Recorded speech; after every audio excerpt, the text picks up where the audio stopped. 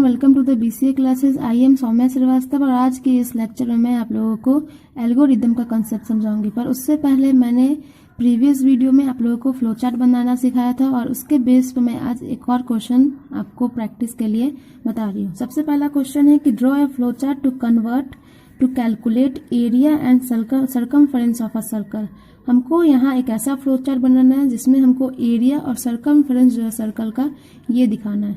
तो जैसा कि मैंने आप लोगों को पहले ही बताया था कि फ्लो चार्ट स्टार्ट करने के लिए हमको सबसे पहले ये जानना होगा कि एरिया का क्या फॉर्मूला होता है और सर्कल के सर्कमफरेंस का क्या फॉर्मूला होता है। तो एरिया का फॉर्मूला हम लोग जानते हैं कि एरिया इक्वल टू होता है pi R square and circumference equal to होता है 2 पाई आर।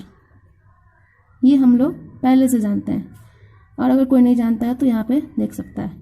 तो उसके बाद हम लोग अब जानेंगे कि फ्लो चार्ट किस तरीके से बनाएंगे। तो हमको जानना है, सिर्फ हमको इनपुट कराना है रेडियस। अगर हमको कोई रेडियस बता दे तो हम आराम से एरिया और सर्कमफ्रेंस निकाल सकते हैं। तो इसको स्टार्ट करने के लिए हमको सबसे पहले एक ओवल शेप का यूज़ करना होगा और उसमें हमको स्टार्ट लिखना होगा।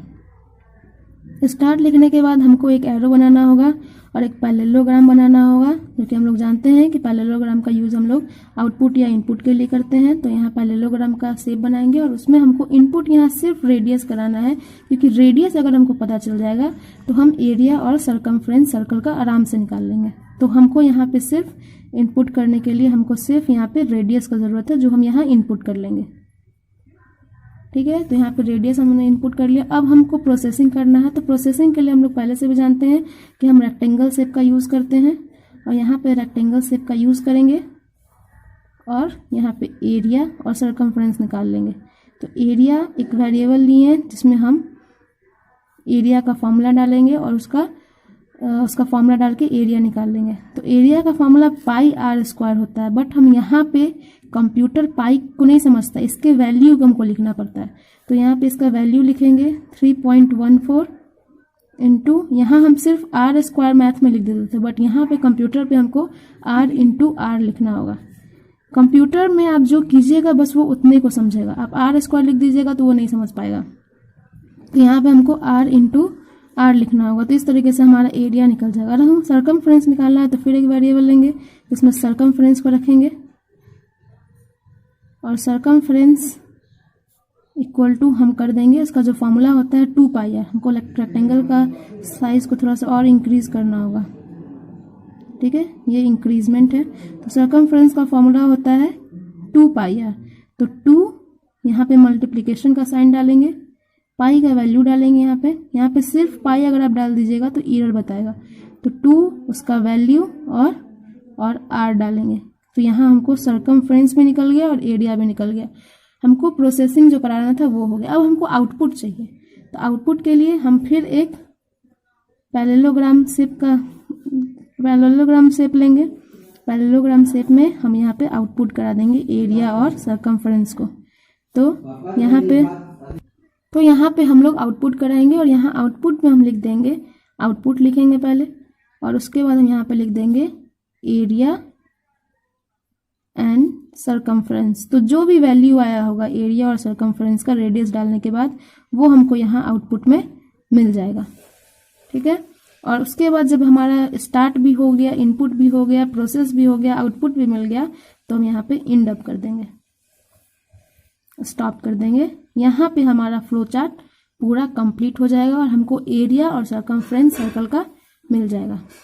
ठीक है,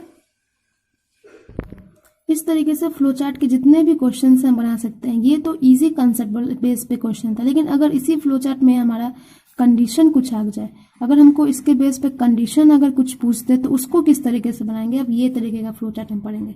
जैसे कि इसमें पहला क्वेश्चन है हमारा कि draw a flow chart to check whether person incurred profit और लॉस। तो ये एक कंडीशन है कि हमको ये चेक करना है कि पर्सन को प्रॉफिट हो रहा है या लॉस। तो इस तरीके का क्वेश्चन हम किस तरीके से बनाएंगे। तो सिमिलरली सबसे पहले फ्लो चार्ट चाहे जिस तरीके का ही बनाना हो, हमको बिगनिंग तो करना पड़ेगा स्टार्ट से ही, ओवल शेप से ही। तो हम सबसे पहले यहाँ एक ओवल शेप लेंगे, स्टार्ट लिखेंगे, एक एरो बनाएंगे और इनपुट जिस तरीके से करते थे पैरेललोग्राम में वही काम करेंगे। यहाँ पैरेललोग्राम लेंगे, पैरेललोग्राम शेप लेंगे और यहाँ इनपुट कराएंगे। तो इनपुट में हमको अगर प्रॉफिट और लॉस करना है तो हमको सबसे पहले इनपुट क्या लेना होगा, एक प्रॉफिट और लॉस निकालने के लिए हमको जानना क्या जरूरी होता है कि क्या लॉस है और क्या प्रॉफिट है। ये जानने के लिए हमको सीपी और SP that is cost price और सेलिंग प्राइस हमको जानना बहुत जरूरी होता है। ठीक है, तो प्रॉफिट और लॉस निकालने के लिए हमको कॉस्ट प्राइस और सेलिंग प्राइस ये पता होना चाहिए। तो हम इनपुट में हम वही डालते हैं जो चीज हमको जानना होता है, मतलब इनपुट में हम वही चीज डाल रहे होते हैं जो क्वेश्चन में बोल रहा होता है। तो जैसे सर्कल निकालना है तो उसमें हम सर्कल का एरिया निकालना है तो उसमें हमको रेडियस चाहिए होता है, जो चाहिए होता है वही हम इनपुट में डालते हैं। तो हमको यहाँ पे अगर प्रॉफिट लॉस निकालना है तो हमको कॉस्ट प्राइस और सेलिंग प्राइस सबसे पहले पता होना चाहिए। तो इनपुट में हम यहाँ पे क्या लिख देंगे, यहाँ पे लिख देंगे कॉस्ट प्राइस, भाई आप बताओ पहले, और उसके बाद सेलिंग प्राइस बताओ। तो हमको किसी भी चीज का प्रॉफिट है या लॉस है ये जानने के लिए क्या करना होता है, तो हमको सबसे पहले किसी भी चीज का कॉस्ट प्राइस और सेलिंग प्राइस पता हो। जैसे कि अगर हम एक पेन खरीद रहे हैं, इसका अगर कॉस्ट प्राइस हमारा है 50 रुपये और हम उसको सेलिंग प्राइस अगर उसको हम बेच दें 100 रुपया में, तो हमारा क्या होगा, प्रॉफिट होगा। खरीदे थे 50 में ही और बेच दिए 100 में, तो ये हमारा प्रॉफिट होगा। तो इस तरीके से हमको पता चला क्या है कि हाँ यहाँ पे जो पर्सन जो है वो उसको प्रॉफिट हुआ है। तो यहाँ पे हमको वही करना होगा, यहाँ पे हमको कंडीशन डालना होगा, कोई एक कंडीशन डालेंगे, या तो हम लॉस का कंडीशन डालेंगे या फिर हम प्रॉफिट का कंडीशन डालेंगे। तो हम जानते हैं कि अगर हमको कंडीशन डालना होता है तो हम डायमंड शेप का यूज करते हैं। तो यहाँ एक डायमंड शेप लेंगे और अगर हमको कोई भी कंडीशन पूछना होता है तो हम यहाँ इज का यूज करते हैं। इज अगर हमारा सेलिंग प्राइस बड़ा हो जाता है, सेलिंग प्राइस अगर बड़ा हो जाता है कॉस्ट प्राइस से, तो क्या होगा, यहाँ पे आउटपुट क्या होगा। अगर ये सही होता है, अगर ये यस होता है, अगर ऐसा ही हुआ है, अगर ये यस होगा तो आउटपुट में क्या आएगा, आउटपुट में आएगा प्रॉफिट। और आउटपुट डालने के लिए हम लोग पैरेललोग्राम का यूज करते हैं, यहाँ पैरेललोग्राम का यूज करेंगे। और यहाँ अगर ये ऐसा कंडीशन सही है, अगर ऐसा हुआ है तो हमको आउटपुट में आएगा प्रॉफिट।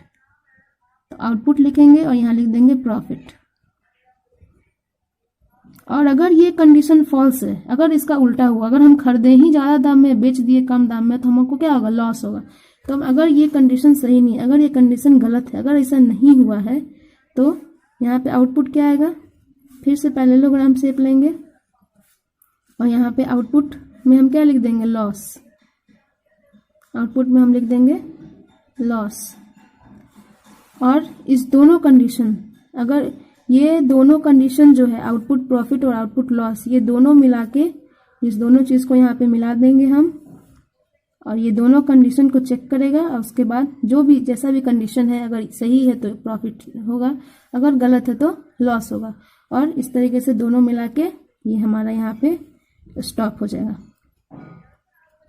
इसको किस तरीके से करता होगा कंप्यूटर में, तो सबसे पहले स्टार्ट करेंगे, यहाँ पे हम कॉस्ट प्राइस और सेलिंग प्राइस का, यहाँ पे जो यूजर है वहाँ पे कॉस्ट प्राइस डालेगा और सेलिंग प्राइस डालेगा। कॉस्ट प्राइस मान लीजिए कि अगर हम डाल दे 50 रुपया कॉस्ट प्राइस, इनपुट 50 कर दिए, सीपी के जगह 50 और एसपी के जगह हम 100 डाल दिए। तो यहाँ पे ये चेक करेगा कि क्या एसपी ज्यादा है सीपी से, ये चेक करेगा। तो देख रहे हैं कि हम यहाँ कॉस्ट प्राइस है 50 और सेलिंग प्राइस है ये, तो हम यहाँ चेक देख रहे हैं कि एसपी यहाँ पे ज्यादा है और कॉस्ट प्राइस यहाँ पे कम है। तो ये कंडीशन ट्रू है, ये कंडीशन ट्रू है, यस है, तो आउटपुट हमारा प्रॉफिट आ जाएगा। अगर ये कंडीशन गलत होता, अगर ऐसा नहीं होता, मान लीजिए अगर सीपी ही हमारा होता 100 और एसपी होता हमारा 50, तो यहाँ पे ये कंडीशन हमारा फॉल्स हो जाता और यहाँ पे पता चलता और यहाँ नो है और हमारा आउटपुट लॉस हो जाता। और इस तरीके से हमको आउटपुट मिल जाएगा। जैसे ही आउटपुट मिल जाएगा हमारा प्रोग्राम खत्म हो जाएगा और हमारा फ्लो चार्ट यहाँ पे खत्म हो जाएगा। और इस तरीके से कोई भी कंडीशन वाला फ्लो चार्ट भी हम बना सकते हैं। अगर हमको दो के बीच एज भी फाइंड करना है कि कौन बड़ा है कौन छोटा है, तो इसको भी हम इसी तरीके से बनाएंगे। पहले स्टार्ट करेंगे, एज डालेंगे, दो लोग का ही एज के बीच कंपैरिजन होगा तो दो लोग का यहाँ एज डालेंगे।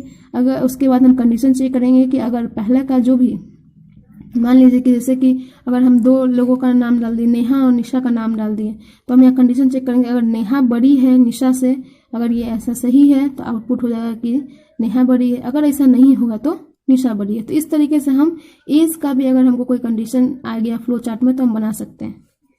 ठीक है। अगर आप लोगों को ये कंडीशन वाला फ्लो चार्ट का कंसेप्ट समझ में आया है तो उसके बेस पे ये 6 क्वेश्चन है, 5 क्वेश्चन है। इस क्वेश्चन को आप प्रैक्टिस कर सकते हैं घर पे। जैसा कि मैंने आप लोगों को पहले ही बताया था कि आज हम लोग एल्गोरिदम का कंसेप्ट पढ़ेंगे। तो एल्गोरिदम क्या होता है ये जानेंगे। तो सेट ऑफ इंस्ट्रक्शंस होते हैं written in our own language in multiple step. जो भी चीज़ें अभी हम लोग फ्लो चार्ट में पढ़ रहे हैं उन सारी चीज़ों को अगर हम स्टेप बाय स्टेप अपने लैंग्वेज में लिख लेते हैं तो दैट इज अ एल्गोरिदम। इसी को हम एल्गोरिदम कहेंगे।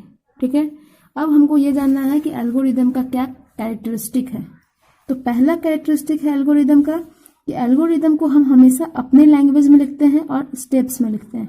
दूसरा कैरेक्टरिस्टिक है इसका कि the algorithm must perform a specific task. जब भी एल्गोरिदम परफॉर्म होगा तो एक स्पेसिफिक टास्क को ये जरूर कंप्लीट करेगा। तीसरा है इसका कैरेक्टरिस्टिक है कि algorithm must execute for a definite time and return a result. Algorithm जो है एक डेफिनिट टाइम के लिए एग्जीक्यूट होता है और जब भी एग्जीक्यूट होगा तो एक पार्टिकुलर रिजल्ट हमें जरूर देगा। Algorithm should have a certain beginning and and point. जिस तरीके से फ्लो चार्ट का एक सर्टेन बिगिनिंग और एंड पॉइंट होता था उसी तरीके से एल्गोरिदम का भी एक सर्टेन बिगिनिंग और एंड पॉइंट होगा। इसका पहला क्वेश्चन, एल्गोरिदम का पहला क्वेश्चन हम लोग देखते हैं। इसके बेस पर जो क्वेश्चन है वो अब हम नेक्स्ट वीडियो पे देखेंगे। अगर आपने पहले का लेक्चर नहीं देखा है तो मैंने उसे डिस्क्रिप्शन बॉक्स में डाल दिया है, आप जाके उसमें देख सकते हैं। अगर आपको ये वीडियो पसंद आई तो वीडियो को लाइक और सब्सक्राइब करना ना भूलें। Thanks for watching this video.